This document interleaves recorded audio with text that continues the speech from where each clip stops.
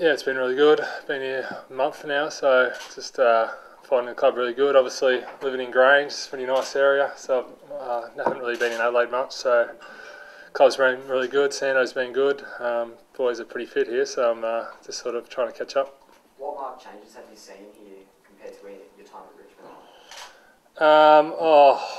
There's a fair few changes. Obviously, differences in their running, their weights. So I'm sort of having to catch up a few areas in the gym. I'm sort of going through a lot of technique stuff. They're a bit different there, and yeah, they're quite fit here as a whole core group here, part for Richmond. So I'm probably didn't expect them to be as fit as they are. So I'm quite surprised in that area.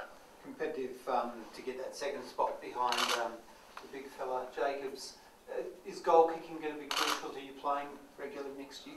I think that'll be a big part, yeah. If I can snag a couple of goals a game, I think that'll help me, and especially Sam at times maybe playing in the same team. So as long as one of us is kicking a few goals, if I kick 2 goals a game, it'll help me getting that, maybe both of us playing together, regular senior football. So I always try to kick a few goals, so I think that'll be a big part if I can kick a couple, yeah.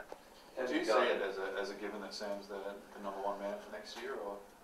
I don't see it as a given. Like, obviously he's coming off a really good year and in the All-Australian squad and all that last year, so obviously I'm up against it with him battling away, but I still think through form slumps, through injuries, through all that, and through pre-season, I'm still got to push and train and go for the spot.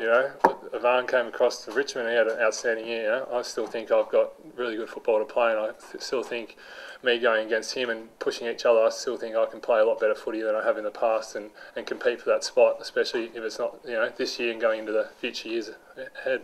That's just on that. What Ivan did at Richmond, does that give you sort of confidence, or do you take much out of that? I just take out of that. Obviously, he was sort of probably in a bit my position going across, and then the coach backed him in and gave him opportunity and a bit of confidence, and flourished. And I still think, I've got some good football to play, and I think if I get an opportunity and backed in, I still think I can, improve a lot. Pushing down to that number 1 spot was your stance from sort of day one, really. Do you think it's an easier or harder prospect though now that you've got a up close look at him?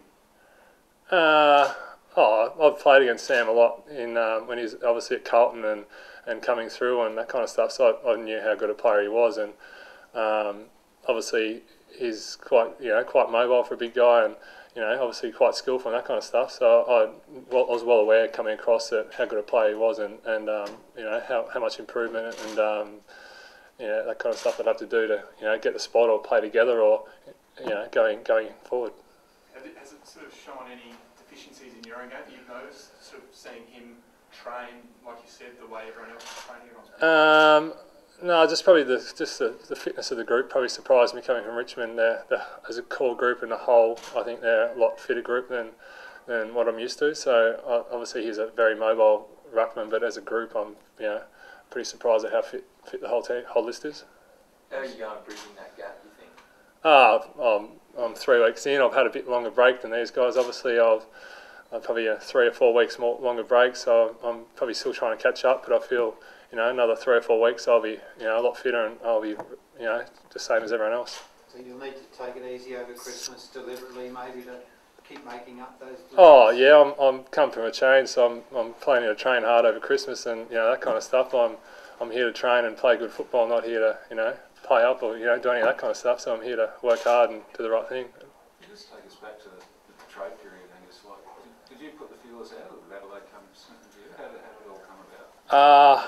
I was sort of looking for a fresh start. I felt my time sort of come to an end at Richmond. I was looking for a fresh start and so maybe put the feelers out a little bit, and obviously just came up pretty quickly. Really, obviously I don't really want to put the Tippett deal and all that kind of stuff, and all of a sudden I ended up here. So I was happy for the change to leave Melbourne and fresh start at a good club. Did Adelaide say knowing that Tippett was probably on? Not really. I just sort of stayed out of that part, but obviously they must have known, and I was sort of within a couple of weeks I was here, and I was happy to leave Melbourne. So I just stayed out of that part. I was just trying to find a new home.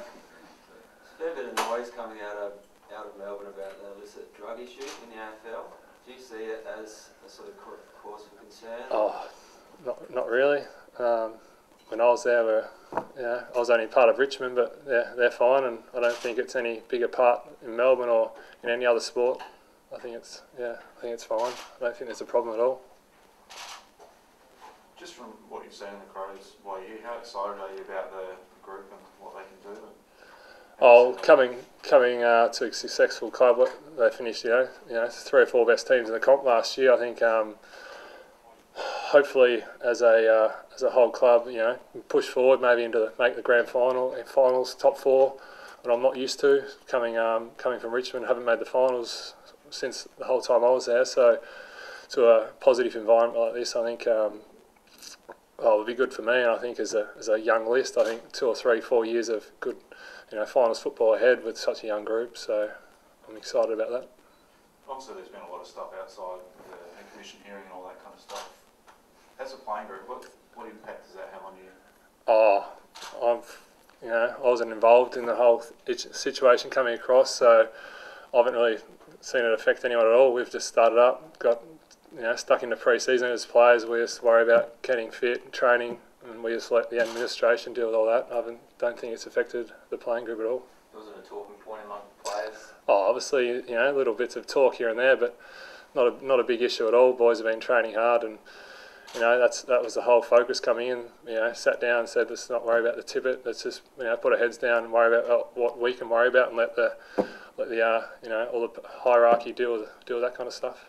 Expected to be the #1 pick in the SNFL mini draft this year. It's a bit of conjecture over whether Sturt will keep the pick and keep you. I know the coach wants to, but how do you sort of approach that? Because you're potentially playing a fair bit of footy in the SNFL this year and not knowing exactly where you're going.